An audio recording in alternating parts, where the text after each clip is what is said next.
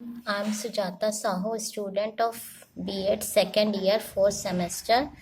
मेरा टॉपिक है Mudaliar commission. Mudaliar commission को हम सेकेंडरी एजुकेशन कमीशन के नाम से भी जानते हैं, जिससे गवर्नमेंट ऑफ इंडिया ने अपॉइंट किया था 1952 में। इसकी ज़रूरत क्यों पड़ी, इस कमीशन को लाने का क्या उद्देश्य था? इसका यही उद्देश्य था कि जो भी एजुकेशन सिस्टम में जो भी प्रॉब्लम्स हैं उनको कैसे सही किया जा सकता है, सुधार किया जा सकता है, क्या क्या हम सुझाव दे सकते हैं। यानी वो कमीशन सुझाव भी देगी और क्या कहते हैं, निदान में भी मदद करेगी।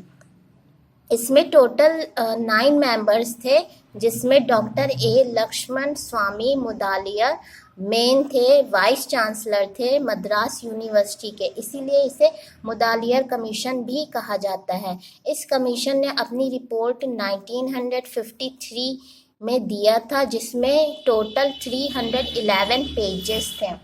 इसके कुछ प्रमुख रिकमेंडेशंस थे जिसके बारे में हम बात करेंगे। जैसे फर्स्ट था मेथड ऑफ टीचिंग। तो इन्होंने मेथड ऑफ टीचिंग में ये कहा था कि इन्होंने प्रोजेक्ट वर्क, करिकुलर एक्टिविटीज़ पे ज़्यादा ध्यान दिया था, ताकि अगर कोई भी स्टूडेंट ग्रुप वर्क करता है तो उसमें एक तो मॉरल वैल्यूज़ की भी डेवलपमेंट होगा, प्लस जो भी एक्टिविटीज़ वो करेगा तो उसमें उसकी मतलब पर्सनैलिटी डेवलपमेंट भी होगा कहीं ना कहीं।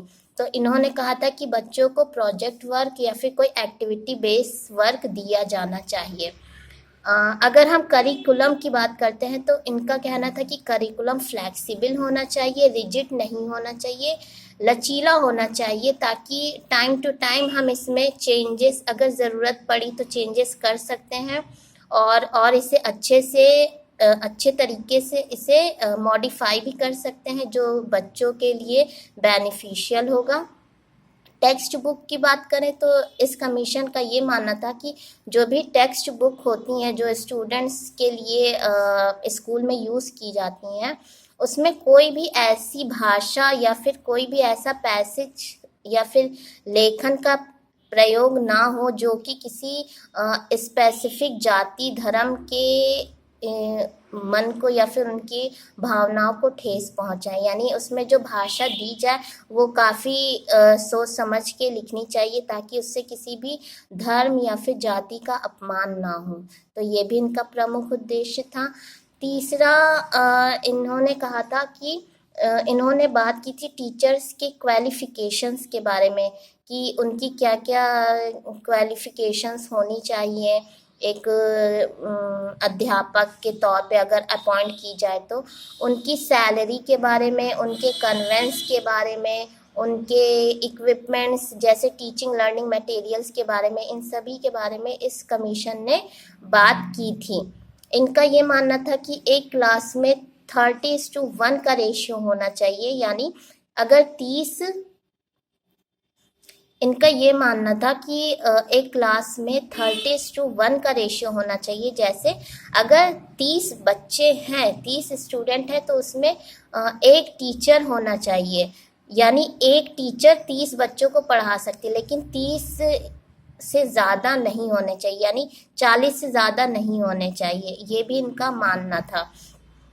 और नेक्स्ट पॉइंट अगर हम देखें तो इन्होंने सब्जेक्ट को 2 भागों में बांटा था। जैसे एक था कोर सब्जेक्ट और एक था ऑप्शनल सब्जेक्ट। कोर सब्जेक्ट सारे स्टूडेंट्स के लिए कंपलसरी था कि यानी उनको वो लेना ही लेना पड़ेगा, लेकिन ऑप्शनल सब्जेक्ट ऐसे थे जो बच्चे अपने अकॉर्डिंग, अपने इंटरेस्ट के अकॉर्डिंग उसे चूज़ कर सकते थे, सिलेक्ट कर सकते थे, और अपने इंटरेस्ट और अपने भविष्य को ध्यान में रखते हुए वो उसमें उसे ले सकते थे। जैसे कॉमर्स हो गया या फिर मैथ्स या फिर बायो, इस तरह से।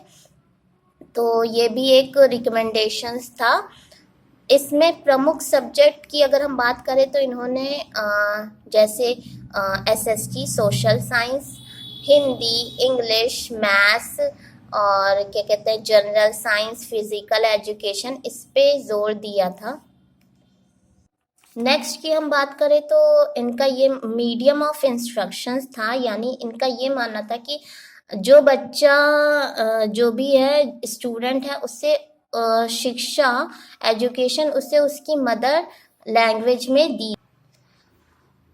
इनका ये मानना था कि जो भी स्टूडेंट है उसको शिक्षा उसकी मदर लैंग्वेज में दी जाए और या फिर रीजनल लैंग्वेज में दी जाए, और उस स्टूडेंट को एक फॉरेन लैंग्वेज भी सिखाई जाए जो कि इंग्लिश हो सकती है। तो इन्होंने ये भी कहा था।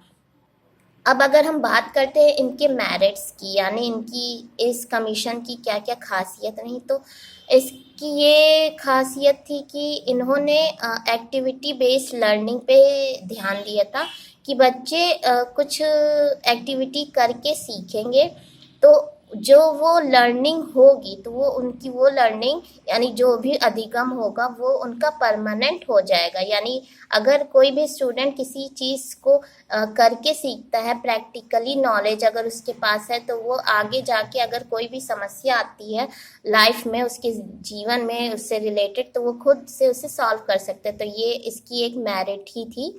इन्होंने टीचर्स की सैलरी, इक्विपमेंट्स, कन्वेंस पे भी बात की थी, तो ये भी इसका एक प्लस पॉइंट था।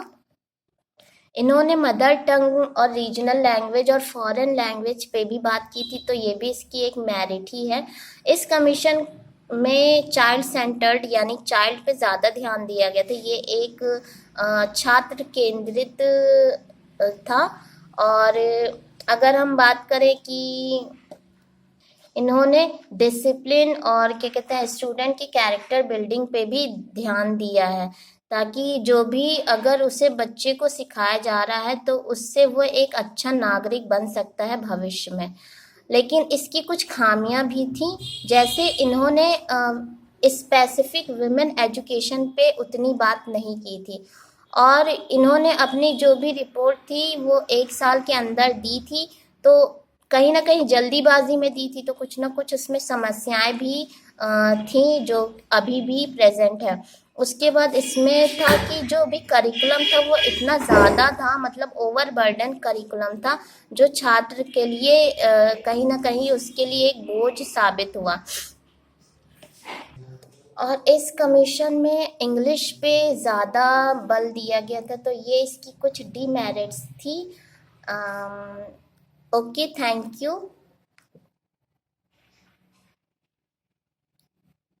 Thank you ma'am.